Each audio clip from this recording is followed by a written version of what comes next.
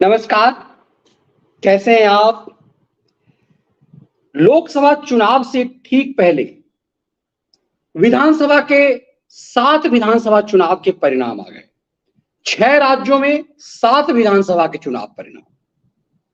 कमाल की बात यह है कि सातों विधानसभा में वही पार्टी जीती है जो पहले जीती थी।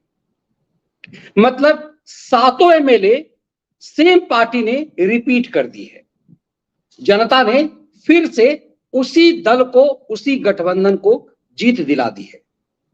लेकिन इसके बावजूद इन सातों विधानसभा चुनाव के परिणाम क्या मायने रखते हैं? उत्तर प्रदेश में सिर्फ घोसी विधानसभा क्षेत्र की चर्चा क्यों हो रही है? 7 विधानसभा 6 राज्य के, जिसमें केरल और त्रिपुरा, पश्चिम बंगाल, झारखंड, उत्तराखंड और उत्तर प्रदेश जैसे राज्य हैं। इन 6 राज्यों के 7 विधानसभा चुनाव के परिणाम आ गए। G20 की बैठक के दौर में भी विमर्श उसी पे है और घोसी ही सिर्फ चर्चा में क्यों है? घोसी के परिणाम आते ही खलियर खैराती गैंग एकदम से उन्माद में है और उन्हें घोसी की जीत से लगता है कि वो मोदी को जीत गए। योगी का दौर खत्म हो गया है, ये खैराती जी विमर्श करने लगे हैं। खैरात पर पलने वाले तमाम खलियर खैराती जो सालों तक मेन स्ट्रीम मीडिया के बड़े बड़े संपादक थे, इन सब खैरियतों ने गंद मचा दिया। मैं थोड़ा थोड़ा सब खलियर खैरातियों को देख करके आया और इन खलियर खैरातियों के मिजाज को समझा, फिर घोसी को जरा समझ लेते हैं कि किन किन जगहों पे चुनाव हुए, क्यों चुनाव हुए और उसके परिणाम क्या आए। ये चीज से उसके बाद हम लोग समझने की कोशिश करेंगे। अब देखिए, ये 2023 का विधानसभा चुनाव, जो लाल वाला आपको दिख रहा है, वो 2023 के चुनाव का परिणाम है। घोसी उत्तर प्रदेश समाजवादी पार्टी जीत गई। डुमरी झारखंड में झारखंड मुक्ति मोर्चा जीत गई। धूपगिरी पश्चिम बंगाल में टीएमसी तृणमूल कांग्रेस ममता बनर्जी की जीत गई। बागेश्वर उत्तराखंड भाजपा जीत गई। पुथुपल्ली केरल कांग्रेस जीत गई। धनपुर त्रिपुरा की धनपुर सीट भाजपा जीत गई। बोक्सा नगर, त्रिपुरा की बोक्सा नगर जो है वो भाजपा जीत गई। अब इसमें देखिए कि त्रिपुरा वामपंथियों का गढ़ था, असंभव वाली स्थिति जहां भाजपा की सरकार है। अब जिन जगहों पे जीत हुई है उससे पहले किसकी, देखिए घोसी सपा जीती है, इससे पहले भी सपा के पास था। बागेश्वर उत्तराखंड में भाजपा जीती, इससे पहले भी भाजपा के पास था। धूपगढ़ी पश्चिम बंगाल भाजपा चुनाव से पहले किसके पास था? भाजपा के पास था। धनपुर त्रिपुरा भाजपा के पास था। बोक्सा नगर सीपीएम के पास था। पुथुपल्ली केरल कांग्रेस के पास। डुमरी झारखंड मुक्ति मोर्चा के पास। ये चुनाव किस कारण किस लिए हुए? तो घोसी चुनाव इस्तीफा दे दिया था, जो वर्तमान में जो भाजपा में सपा से भाग करके भाजपा में आए, उन्होंने दे दिया था। और 2 जगह इस्तीफा हुआ, ये धनपुर जो है त्रिपुरा का, वो भी इस्तीफा हुआ और बाकी प्रत्याशियों के निधन के कारण हुआ। अब जरा इस बात को देखिए, घोसी सीट की चर्चा सबसे ज्यादा हो रही है क्योंकि घोसी में समाजवादी पार्टी से जो जीत के आए हुए थे वो भाजपा में शामिल हो गए। और भाजपा में जब वो शामिल हुए तो ये माना जा रहा था कि ये आए हैं भाजपा में उत्तर प्रदेश में ये अपनी सत्ता को बचाने के लिए, मंत्री बनने के लिए आए हैं। अब इसमें 2 चीजें हैं। दारा सिंह चौहान जो समाजवादी पार्टी से एमएलए थे, उन्होंने एमएलए की कुर्सी छोड़ दी और इस्तीफा दे दिया, भाजपा में शामिल हो गए। और भाजपा में शामिल होकर के भाजपा ने उनको टिकट दे दिया कि घोसी क्षेत्र में, कि घोसी में हम सपा से छीन लेंगे। लेकिन सपा से वो छीन नहीं पाए। मतलब उम्मीदवार तो छोड़ गया पार्टी को, भाजपा में शामिल हो गया, उसे अपनी जाति का अहंकार और तमाम चीजों को लेकर के था, लेकिन वो चुनाव हार गया। अब इस चीज को समझिए कि इसके परिणाम क्या है। दरअसल ये जो पहले जो थे, ये जो दारा सिंह चौहान हैं, वो दल बदलू विचार के मास्टर हैं। पहले हम घोसी पे चर्चा कर लेते हैं। दल बदलू एजेंडे के मास्टर है, मतलब ये बीएसपी में रहे, सपा में आए, बसपा, फिर भाजपा में आए, फिर सपा में चले गए, फिर भाजपा में आ गए। ये जो राजभर दारा सिंह चौहान है, इनको जो सीट ये दिया गया, तो ये सबके सब उस गैंग के हैं जो पिछले दिनों ये नारा लगाते हुए भाजपा से अलग हुए थे पिछले, कि भाजपा दलित विरोधी और पिछड़ा विरोधी है। उसमें राजभर भी थे, धर्म प्रकाश भी थे, और ये सब बाहर चले गए थे। इन सबको अपनी जाति पर अहंकार था। अब जरा समझिएगा इस चीज को कि राजभर, इसमें एक एक एंगल को जरा समझिए। इस सीट से क्या हुआ है? इस सीट में समाजवादी पार्टी को ये सीट वापस आ गई है, फिर से समाजवादी पार्टी जीत गई है। समाजवादी पार्टी के लिए जश्न का निश्चित रूप से विषय ये है कि जो आदमी अपने आप को समझ रहा था कि ये घोसी उसकी बपौती है, उसे नहीं हुआ। ये आदमी दबाव डाल रहा था दारा सिंह चौहान कि हमें मंत्री बना दिया जाए चुनाव से पहले। राजभर और दारा सिंह दोनों इस दबाव में योगी सरकार पर थे कि इनको सरकार में मंत्री बना दिया जाए। योगी ने एकदम से ठान लिया था कि बिना घोसी के परिणाम दिखाए आपको कोई कुछ भी नहीं दिया जाएगा। अब राजभर कूद रहे थे, राजभर को एक बरबोले हैं, राजभर ने कह दिया था सेफई में यदि भगा नहीं दिया, सेफई से भगा नहीं दिया तो मैं एक माई का लाल नहीं। तो ये बरबोलापन का खेल हो गया। जिस राजभर को, चूंकि वो दलित और पिछड़ा बहुल इलाका है, उसे अहंकार था कि ये वोट मेरे कब्जे का है, उनका अहंकार भी एक तरह से टूटा। दारा सिंह का भी अहंकार का टूटा कि हमारी बकौती है, हम किसी भी पार्टी में रहेंगे, हम जीतेंगे। और ये लोग जो चाह रहे थे दोनों के दोनों की मंत्री में बना दिया जाए, तो 2024 के लोकसभा चुनाव से पहले उत्तर प्रदेश में जो खेल करने का एजेंडा है, एक तरह से उसकी हवा निकल गई। सच ये है कि इस जगह पे जीत के लिए एड़ी चोटी भाजपा ने पूरा लगाया। स्वयं मुख्यमंत्री, डिप्टी सीएम सबने चुनाव प्रचार किया, उसके बाद भी ये सीट भाजपा हार गई। तो मुझे लगता है कि इस चुनाव से जनता ने ये मैसेज दिया है कि किसी को भी लगता है कि यदि हम जाति के ठेकेदार हैं, जैसे राजभर को लगता है कि मैं जाति का ठेकेदार हूं, दारा सिंह चौहान को यदि लगता है कि मैं जाति का ठेकेदार हूं, इन सबको एक औकात भी बता दिया। दरअसल ये जो अपने आप को वोटों का मसीहा बताते थे, ये विजय जी शुक्ला का मैं कमेंट्स देख रहा हूं सामने, कि सबको एक तरह से औकात बता दिया। और मुझे लगता है घोषी के परिणाम ने एक बेहतरीन दिशा दी है। घोषी के परिणाम ने योगी को एक नई ताकत दी है कि अब कोई उन पे दबाव नहीं डाल पाएगा। जो एक दबाव डाला गया था, वो दबाव उनके ऊपर नहीं काम करेगा।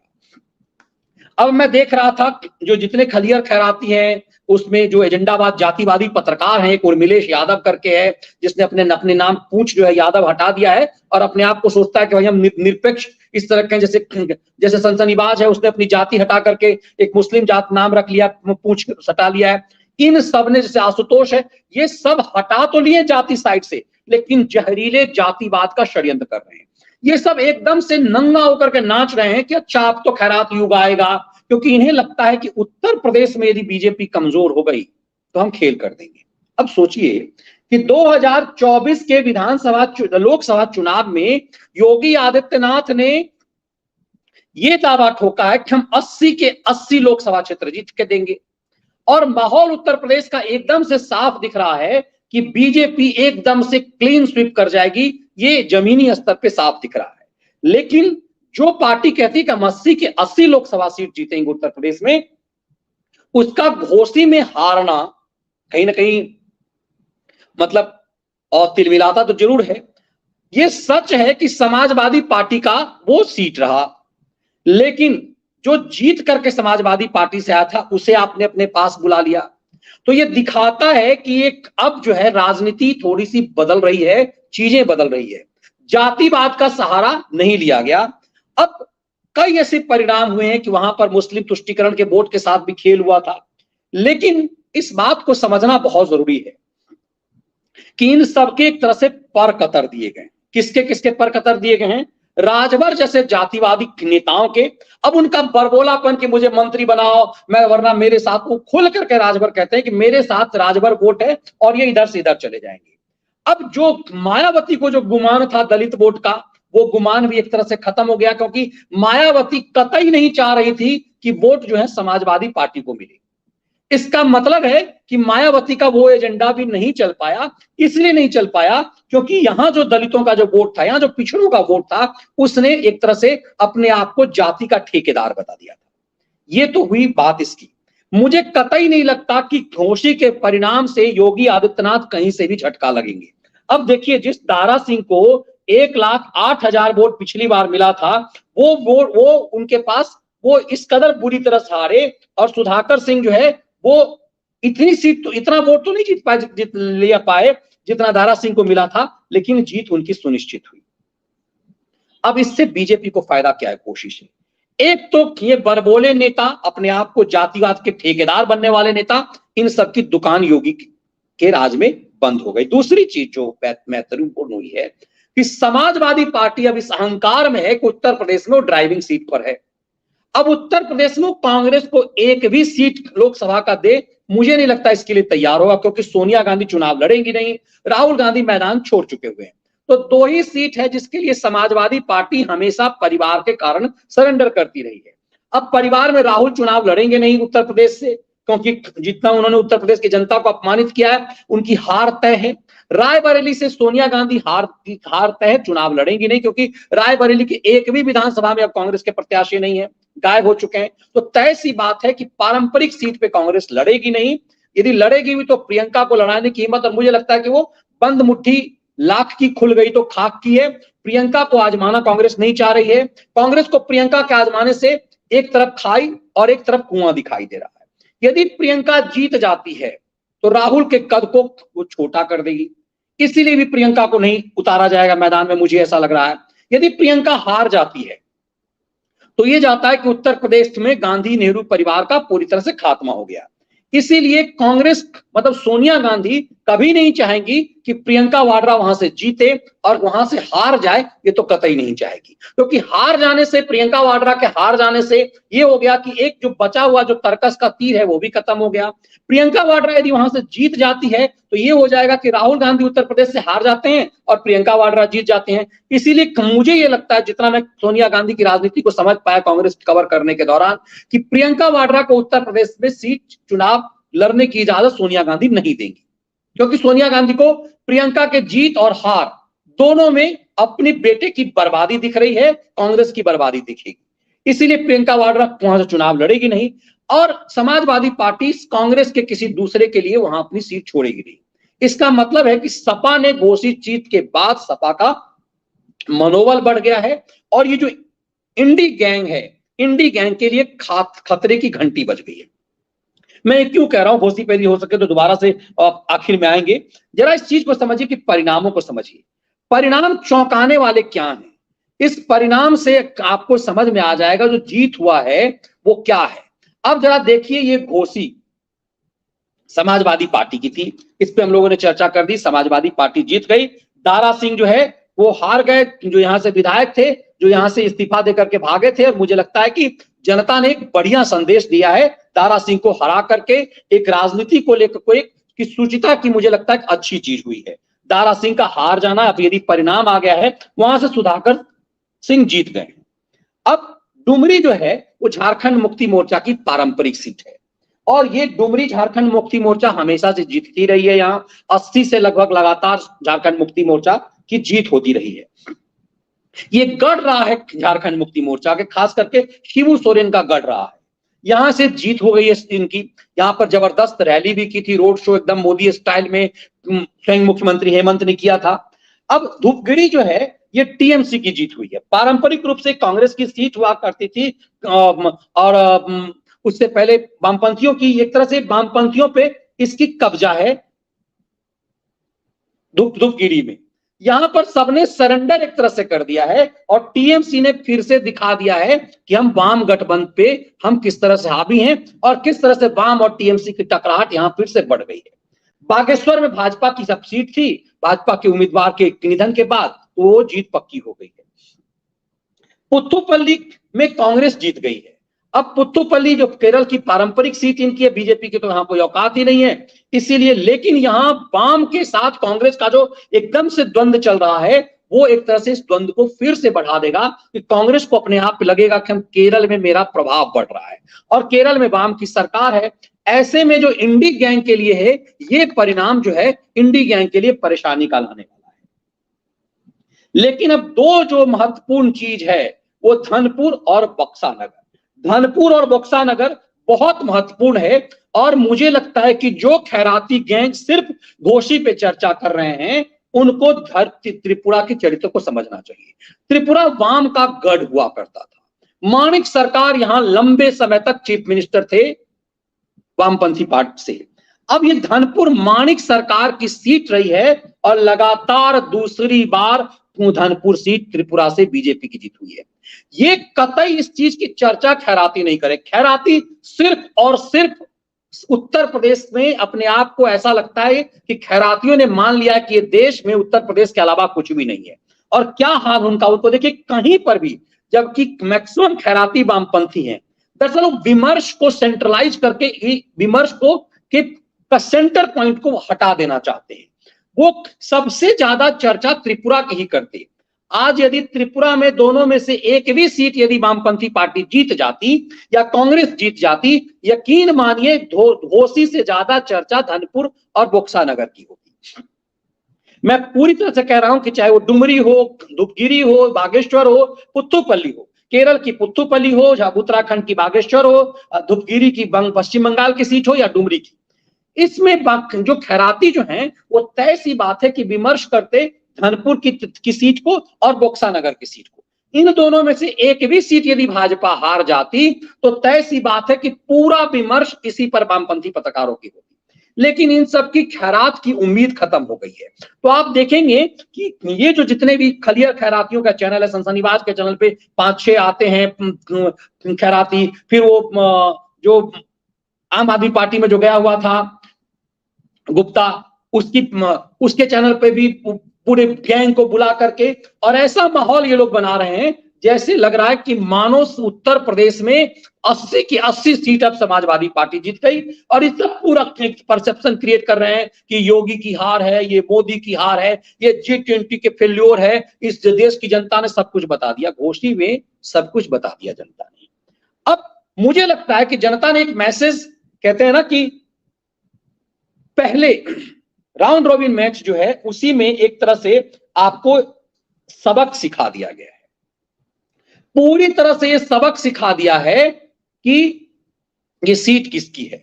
और इंटरेस्टिंग ये देखिए कि क्या है, ये बोक्सा नगर जो सीट है, वो बोक्सा नगर पे जब मैं रिसर्च कर रहा था, बोक्सा नगर एकदम से 100% मुस्लिम बहुल है।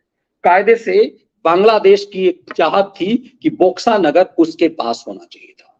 अब बोक्सा नगर जो सीट है, ये बोक्सा नगर पूरी तरह से मुस्लिम बहुल क्षेत्र है। और इसमें जो उम्मीदवार जो जीती है भाजपा के, वो भी मुस्लिम कैंडिडेट है। मतलब एक जो ये परसेप्शन बनता है कि मुसलमान किसी भी हाल में बीजेपी को वोट नहीं करते, बोक्सा नगर इसकी पान की है। कमाल की बात यह है कि बोक्सा नगर जो सबसे ज्यादा, आज यदि इस उपचुनाव में सबसे ज्यादा चर्चा किसी जगह की होनी चाहिए थी तो त्रिपुरा के इस दोनों विधानसभा की, त्रिपुरा की इस दोनों विधानसभा की सबसे ज्यादा चर्चा होनी चाहिए थी कि धनपुर और बोक्सा नगर। धनपुर किस लिए? क्योंकि माणिक सरकार की पारंपरिक सीट थी। बोक्सा नगर इसलिए क्योंकि लगभग 90% मुस्लिम बहुल क्षेत्र है। सभी पार्टी ने मुसलमानों को सीट दिया था। और बीजेपी ने भी यहां से जो है जिस उम्मीदवार को जो चयन किया था जिसके लिए बोक्सा नगर से, वो सीपीएम से शमसुल अली, जिसकी मौत हो गई थी। और त्रिपुरा की ये पूरी तरह से लेफ्ट की चीज है। बीजेपी की तफस्सुल ने इनको हरा दिया है। अब मैं कह रहा हूं कि तफस्सुल अली जो है वो कैसे जीत गया, जब 1% भी कहा जाता है कि 1% भी तुष्टिकरण का वोट बीजेपी को नहीं मिलता। यदि तुष्टिकरण का 1% भी वोट बीजेपी को नहीं मिलता तो एक 100% लगभग मुस्लिम बहुल क्षेत्र में बीजेपी का उम्मीदवार कैसे जीत गया। तो इसका मतलब है कि जो सबसे ज्यादा विमर्श जिस चीज पे होनी चाहिए थी वो त्रिपुरा पर होनी चाहिए थी, लेकिन त्रिपुरा पर कोई चर्चा नहीं हो पाई। ये बड़े साजिशन से त्रिपुरा पर कोई चीज नहीं हो पाई। अब देखिए, मैंने शायद शुरुआत में गलती एक बोल दी थी, चुनाव से पहले किसके पास था? बोक्सा नगर चुनाव से पहले सीपीएम के पास था। ये जो अमर उजाला की रिपोर्ट है, ये सीपीएम के पास था। और धनपुर जो माणिक सरकार के पिछली बार भी जीत गई थी। तो बोक्सा नगर एक जो सबसे ज्यादा चर्चा कायदे से खैरातियों को करनी चाहिए थी, वो बोक्सा नगर पे करनी चाहिए थी, धनपुर पे करनी चाहिए थी, क्योंकि बोक्सा नगर तो सीपीएम के पास था, छीन करके बीजेपी ने उसे अपने पास ले लिया। अब ये बताता है इस परसेप्शन को भी कि त्रिपुरा जैसे वाम के गढ़ पर बीजेपी ने छाती पर मूंग दल दिया है। एक मुस्लिम बहुल क्षेत्र में, मुस्लिम बहुल सिर्फ नहीं, जहां मुसलमान ही तय करते हैं कौन जीतेगा, वहां से बीजेपी की जीत हुई है। तो ये चीजें बताती है कि किस तरह से बदली। लेकिन मुझे नहीं लगता कि मोदी योगी समर्थक कोई भी घोषी के परिणाम से निराश है। घोषी के परिणाम से सबके सब इसलिए खुश हैं क्योंकि ये जो जातिवादी एजेंडे वाले को लगता है कि मेरी जाति के कारण बीजेपी की जीत हो रही है, मैं फलाना जाति को हूं और मैं वोट का ठेकेदार हूं। मुझे लगता है इस देश की जनता को ये मैसेज यदि बिहार यूपी में दे पाए। अब सोचिए, लालू यादव का 5वीं या 9वीं फेल बेटा, जिसको प्राइवेट कंपनी में छोटा सा कोई चपरासी के लिए भी आज के डेट में मैट्रिक मांगा जाता है, उसके लिए भी जो कैंडिडेट के योग्य नहीं है, वो जीडीपी में बिहार को ऊपर बता करके और बिहार में डिप्टी सीएम है, सिर्फ इसलिए क्योंकि इन्हें लगता है कि जाति जो है वो ठेकेदार हैं और वो किधर भी चले जाएंगे वो ये जाति उनके पास है। ये जो ठेकेदार बनने की परंपरा है, यदि घोषी से इसकी शुरुआत हुई है कि जनता ने कह दिया कि तुम मेरे ठेकेदार नहीं हो, मुझे लगता है कि घोषी के परिणाम ने योगी की ताकत को और बढ़ा दिया है। घोषी के परिणाम ने खैरातियों के भ्रम को फैलाने का अवसर दे दिया है और उन्हें अपनी मूर्खतापूर्ण एजेंडे में रहने का अवसर दे दिया है। तमाम खैराती ये भ्रम फैला रहे हैं, सिर्फ आप देखेंगे तमाम खैराती सिर्फ घोषी सीट पे चर्चा कर रहे हैं, उत्तर प्रदेश घोषी सीट पे। वो आ ही नहीं, त्रिपुरा पर विमर्श ही नहीं कर रहे हैं। इस परिणाम ने ना सिर्फ घोषी वाम दलों की, ना सिर्फ एनडी गैंग की हवा निकाल दी है, बल्कि इसने योगी की ताकत को बढ़ा दी है। अब कमाल की बात ये सोचिए कि हार करके भी कोई ताकत बढ़ती है क्या? यदि ये जीत जाते तब भी उनकी ताकत बढ़ती, क्योंकि उस सपा से वो सीट छीनना हुआ, एक संदेश हुआ। लेकिन ये जो कहते हैं ना कि लुच्चा टाइप के जो राजनीति में जो लोग होते हैं, जिन्हें लगता है कि हम चले जाएंगे, जो सौदेबाजी करते हैं कि यदि हम चले जाएंगे तो इतना % मेरा वोट है, ये जो टीवी पर बैठ करके सेफोलॉजिस्ट जो बैठते हैं कि नहीं फलाना के पास राजभर का इतना सीट है, कि फलाना के पास इस जाति का इतना सीट है, ये इधर से इधर आ गया तो इधर इसका सीट इधर चला गया। आप जो योगेंद्र यादव और इस सबको जो देखते होंगे, वो क्या परसेप्शन करते हैं, राजभर की इतना % सीट है, मायावती के दलितों की इतना सीट है, ये फलाना जाति इतनी है, फलाना ये इसे आ गया, उसके बाद वो आंकड़े निकाल देते हैं। वहां की जनता ने बता दिया कि तुम्हारा गुलाम नहीं है, हम तुम्हारे गुलाम नहीं। और इतना तय है कि इस परिणाम के बाद, और बहुत अच्छी बात कुछ लोग कह रहे हैं कि यदि हो सकता है कि बसपा वहां खड़ी होती तो बीजेपी की जीत तय हो जाती, क्योंकि दलितों ने बड़े पैमाने पर वोट वहां दे दिया, क्योंकि इन लोगों ने जो ठेकेदारी करने की कोशिश की थी उसका परसेप्शन अलग क्रिएट हुआ है। तो आप समझ पाएंगे कि घोषी की हार में भी योगी की जीत क्यों है। और सबसे बड़ी बात, घोषी से भी बड़ा संदेश त्रिपुरा ने कैसे दिया है, घोषी से भी बड़ा संदेश केरल से कैसे आया है। अब इस पूरी चीजों से आपको पूरा परसेप्शन क्लियर हो जाएगा कि जो लोग ये भ्रम फैला रहे हैं वो त्रिपुरा पर विमर्श क्यों नहीं कर रहे हैं कि माणिक सरकार जैसे घोर वामपंथी, जिसने इतने दिनों तक त्रिपुरा पर सत्ता पर काबिज किया, उसका विधानसभा क्षेत्र वामपंथी क्यों गंवा पाए, और एक प्रचंड मुस्लिम बहुमत वाले क्षेत्र में बीजेपी कैसे जीत गई। ये तमाम चीजें बताती है कि बैठ करके जो सालों से जो षड्यंत्र करते रहे हैं, पत्रकारिता के नाम पर जो खैरात का खेल करते रहे हैं, इन सब का पूरी तरह से एजेंडे को जनता ने फेल कर दिया है। सिर्फ एक जगह की नहीं, सिर्फ घोषी में नहीं, इस भ्रम को भी तोड़ दिया है कि मुस्लिमों को कोई फर्क नहीं पड़ता, मुसलमानों के लिए सरकार कुछ भी कर ले, मुसलमान वोट 1% भी नहीं देते। इसका जवाब निश्चित रूप से त्रिपुरा से आ गया है। अब 2024 के लिए एक कहते हैं ना कि एक क्वार्टर फाइनल या सेमीफाइनल भी था, तो एक बड़ी सीख है, और इस किसी को भ्रम में डालने के लिए है और किसी के लिए सीख है। कौन कितना सीखता है और कितना कौन भ्रम में रहता है, यह देखना दिलचस्प है। ये विश्लेषण आपको कैसा लगा? इसके कंटेंट यदि पसंद आए, वीडियो को लाइक और शेयर जरूर कीजिए। आप सबसे एक सूचना देनी है कि जो हमारी किताब पत्रकारिता का काला अध्याय जो है वो आउट ऑफ स्टॉक अभी हो चुका हुआ है। आप सबके प्रेम का परिणाम है कि अमेज़न और गरुड़ दोनों जगह पे आउट ऑफ स्टॉक हो चुका है। अभी G20 के बैठक के बाद प्रकाशक ने भरोसा दिलाया है कि बहुत जल्दी स्टॉक में आ जाएगा। तो आप अपनी प्रति जो है बुक कराना जारी रखिए, मतलब इसकी छपाई शुरू हो चुकी हुई है और 11-12 तारीख के बाद से फिर से आपके यहाँ ये जो है इस प्रक्रिया शुरू हो जाएगी। इसीलिए जो लिंक आपको दिया जा रहा है कमेंट्स बॉक्स में, उससे आप अपनी बुकिंग, आपने जो पुराने साथी हैं वो जानते हैं कि प्री बुकिंग लोगों ने की थी तब ये किताब छप पाया था। मेरी उस समय स्थिति ऐसी नहीं थी कि किताब छप जाता। प्रकाशक ने कहा कि मैं पैसा नहीं लगाऊंगा, आपकी प्री बुकिंग होगी आपकी 7 पे, तो पैसा मुझे भी नहीं लगाना पड़ा, आप लोगों की ताकत से वो छप पाया था। तो इस बार ये दिखाना है कि मेरे सम्मान के लिए कि आप लोगों ने इसे कुछ घंटों के अंदर आपने इसे बेस्ट सेलर बना दिया। सामान्य बात नहीं है ये, अमेजन पे भी और गरुड़ पे भी। तो सिलसिला जारी रखिए, अभी आउट ऑफ स्टॉक है। और यदि आप गरुड़ पे मेरे द्वारा लेते हैं, जो गरुड़ का जो मैंने लिंक दिया है, तो ये आपको मात्र 399 में मिलेगा। अमेजन पे ये 499 का है, संभवतः 450 के आसपास आ रहा है। लेकिन आप यदि गरुड़ पे से बुक करेंगे, जो मेरे द्वारा दिया गया लिंक गरुड़ का है, वो खुलते ही आपको दिख जाएगा, तो वहां आपको 399 में उपलब्ध होगा। इसकी बुकिंग जरूर जारी रखिए। आउट ऑफ स्टॉक अभी आपको दिखा रहा होगा, लेकिन आपको कुछ दिनों में ये उपलब्ध हो जाएगा। बहुत बहुत धन्यवाद। वंदे मातरम। जय हिंद।